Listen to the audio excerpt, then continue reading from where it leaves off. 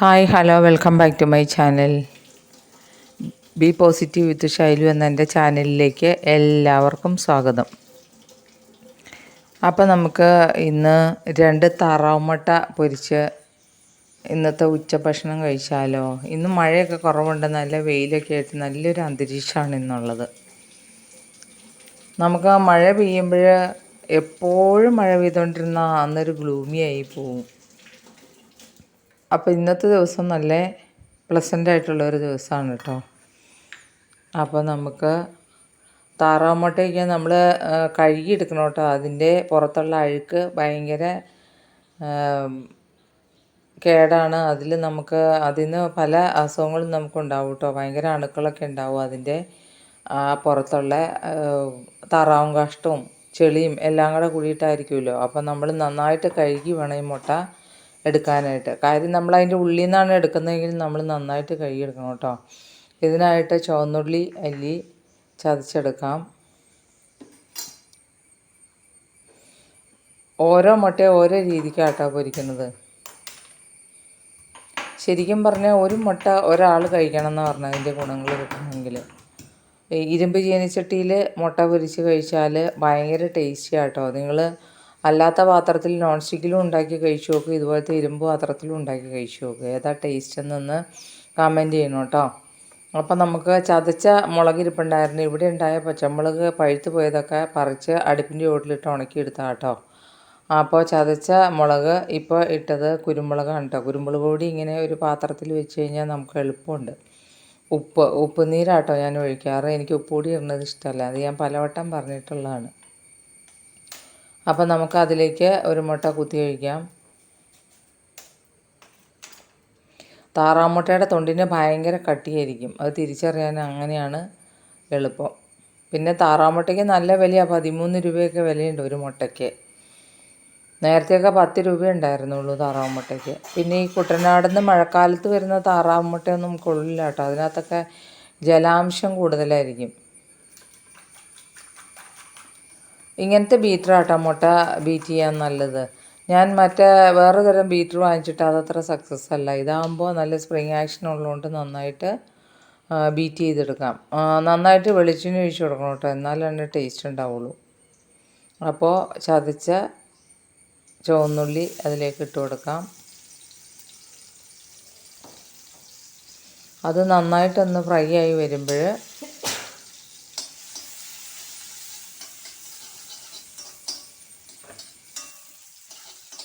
അതുപോലെ മുട്ട കുത്തി ഒഴിക്കുമ്പോൾ അതിൻ്റെ തൊണ്ട് ഒട്ടും അതിൽ വീഴാൻ പാടില്ല കേട്ടോ. വീണാൽ തന്നെ അത് എടുത്ത് കളയണം, അല്ലെങ്കിൽ അത് അൺഹെൽത്തി ആണെന്നാണ് പറയപ്പെടുന്നത്. അപ്പം നമുക്ക് ഒന്നുകൂടെ ബീറ്റ് ചെയ്തിട്ട് ഒരുവിധമൊക്കെ വഴൻ്റെ ഉള്ളിലേക്ക് നമുക്ക് ഇട്ട് കൊടുക്കാം, ഒഴിച്ചു കൊടുക്കാം കേട്ടോ.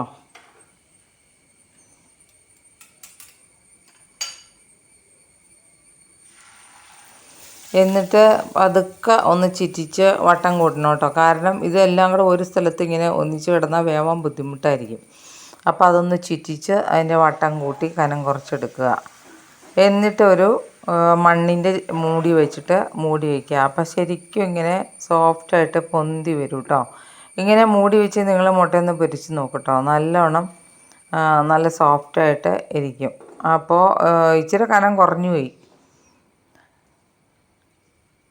അപ്പോൾ അത് ഒരുപോലെ കട്ടിയിൽ ഭംഗിയിലെടുക്കാൻ പറ്റില്ല, എന്നാലും കുഴപ്പമില്ല കേട്ടോ.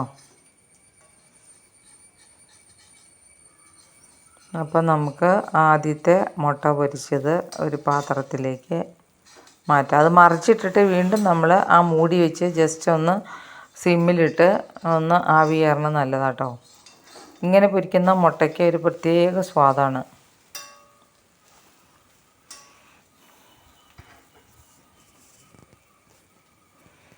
ഇങ്ങനെ മൂടി വെച്ച് വേവിക്കുമ്പോൾ നല്ല ക്വാണ്ടിറ്റി തോന്നുകയും ചെയ്യും കേട്ടോ. പെട്ടെന്ന് അത് മൂടി എടുത്ത് കഴിഞ്ഞ് തണുത്ത് കഴിയുമ്പോൾ അത് താഴ്ന്നു പോകും, എന്നാലും കാണാനും നല്ലൊരു ഭംഗിയാണത്. അപ്പോൾ നമുക്ക് ആദ്യത്തെ മുട്ട ഒരു പാത്രത്തിലേക്ക് മാറ്റാം.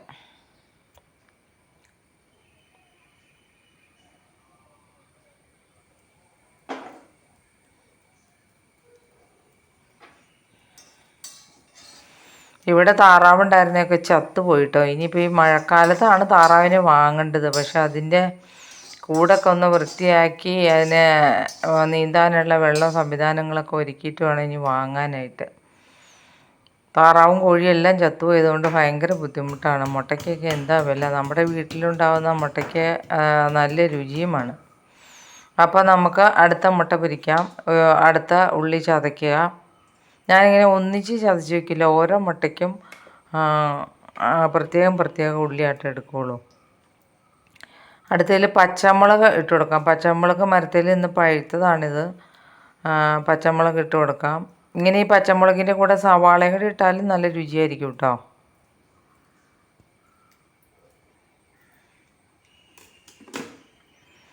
കുറച്ച് കുരുമുളക് പൊടി ഇട്ട് കൊടുക്കാം.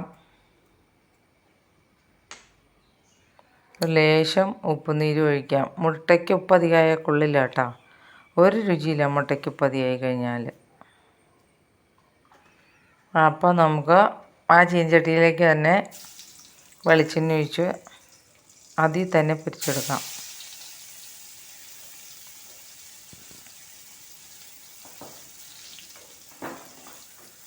അത് അടക്കിടന്ന് വരണ്ട കേട്ടോ. അപ്പോഴത്തേക്ക് നമുക്ക് മുട്ട പൊട്ടിച്ചെടുക്കാം.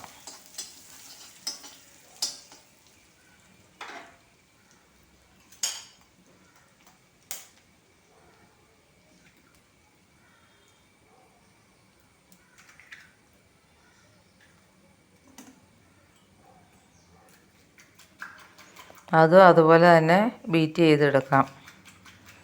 സിമ്മിലിട്ടു ഞാൻ. ഇനി മുട്ട ഒഴിക്കാൻ നേരത്ത് നമ്മൾ കയ്യിലിട്ടിട്ട് വേണം കേട്ടോ ഒഴിക്കാനായിട്ട്. ഇങ്ങനത്തെ ബീറ്റർ നമ്മൾ വേറെ വയ്ക്കണം കേട്ടോ. അല്ലെങ്കിൽ ഇത് ഈ സ്പ്രിങ് പോലെ ഇരിക്കണോണ്ട് സ്പൂണും ഡ്രോയിലിട്ട് കഴിഞ്ഞാൽ സ്പൂണും എല്ലാം അതിനകത്ത് ഉടക്കും. അതുപോലെ സ്പൂണിടുന്ന പാത്രത്തിലിട്ട് കഴിഞ്ഞാൽ. അപ്പോൾ നമുക്കത് ഹൈയിലേക്ക് ഇട്ടിട്ട് ഒഴിച്ചു കൊടുക്കാം. എന്നിട്ട് വടിച്ചൊഴിച്ച് അതിൻ്റെ വക്കത്തൊക്കെ തൂത്ത് കംപ്ലീറ്റ് എടുക്കാം കേട്ടോ. ഇതും അതുപോലെ തന്നെ ചിറ്റിക്കാം.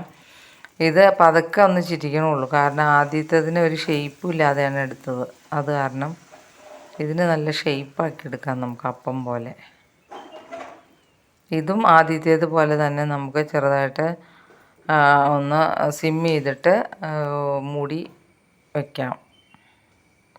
ഒത്തിരി നേരം മൂടി വയ്ക്കരുത് കേട്ടോ. അടിഭാഗം കത്തിപ്പോയാൽ അതിൻ്റെ ടേസ്റ്റ് ആകെ മാറിപ്പോവും.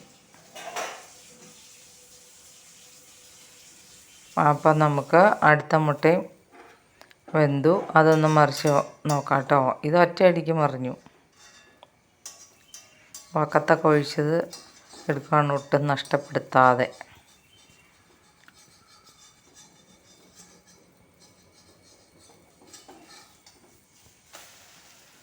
അത് മറിച്ചിട്ട് അതുപോലെ തന്നെ സിമ്മിലിട്ടിട്ട് ജസ്റ്റ് ഒന്ന് മൂടി വയ്ക്കുക. നിങ്ങളിങ്ങനെ ഒന്ന് മുട്ട പൊരിച്ച് നോക്കട്ടോ. എന്നിട്ട് അഭിപ്രായം പറയേ. നിങ്ങൾക്ക് ഒന്നും മുട്ടയല്ലേ ഇതിനൊക്കെ എന്തിരിക്കണമെന്ന്. പക്ഷേ അത് പൊരിക്കുന്ന പാത്രത്തിന് പ്രത്യേകതയുണ്ട്. ഒഴിക്കുന്ന ഉപ്പിൻ്റെ അളവിന് ഇതെല്ലാം പ്രത്യേകതയുണ്ട് കേട്ടോ. അപ്പോൾ മുട്ടയൊക്കെ പൊരിച്ചു. ഇനി നമുക്ക് അടുത്ത ചോറൊക്കെ എടുത്ത് വിളമ്പാം.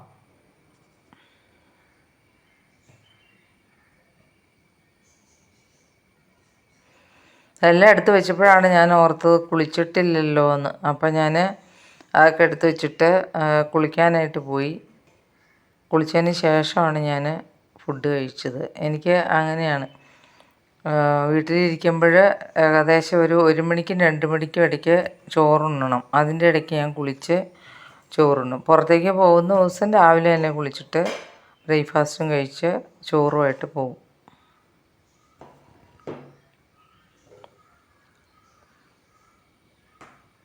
ഇപ്പോൾ ക്ലാസ് ഇല്ലല്ലോ, അതാ. ക്ലാസ് ഉള്ളപ്പോഴാണ് ഈ ചോറും കൊണ്ട് പോകും. കോരിയിട്ട് കഴിഞ്ഞപ്പോഴാണ് ഞാൻ ഓർത്തത്. പിന്നെ അത് മൂടി വെച്ചിട്ടാണ് പോയി കുളിച്ച് ചോറുണ്ണാൻ വന്നത്.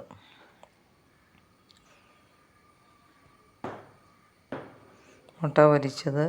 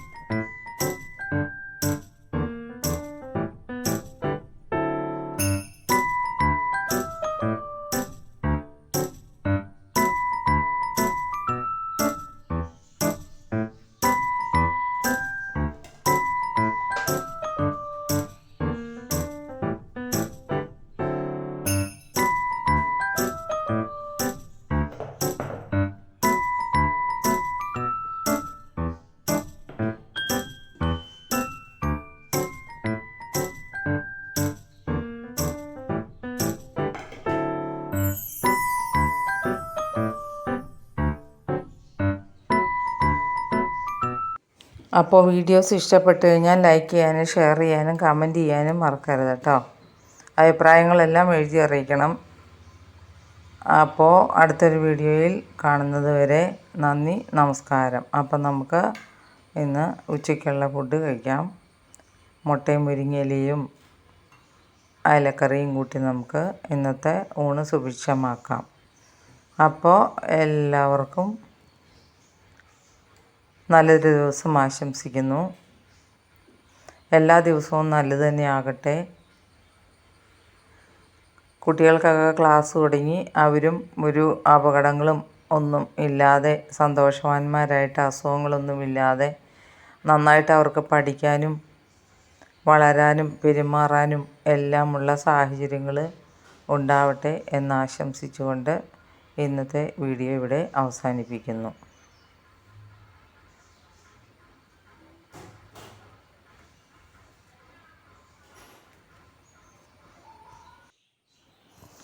ചോറുണ്ണാനിരുന്ന് കഴിഞ്ഞാൽ എത്ര തവണ എഴുന്നേൽക്കേണ്ടി വരും എന്നറിയാമോ? ഓരോ സാധനങ്ങൾ എടുക്കാനും ഒക്കെ ആയിട്ട്. എന്തൊക്കെ എടുത്താൽ അടുത്ത് വെച്ചാലും പിന്നെ എന്തെങ്കിലുമൊക്കെ എടുക്കാൻ കാണുമായിരിക്കും. അപ്പോൾ നിങ്ങൾക്ക് ഇതുപോലെയുള്ള അനുഭവങ്ങളുണ്ട്. എല്ലാവരും കൂടിയിരുന്ന് ഫുഡ് കഴിക്കുകയാണെങ്കിലും അങ്ങനെ തന്നെയാണ്. എന്തെങ്കിലും ആരെയും ചോദിക്കുമ്പോൾ എഴുന്നേൽക്കും. നിങ്ങളും അങ്ങനെയാണോ? അപ്പോൾ നിങ്ങളുടെ അഭിപ്രായങ്ങളും എഴുതി അറിയിക്കണേ. നന്ദി, നമസ്കാരം.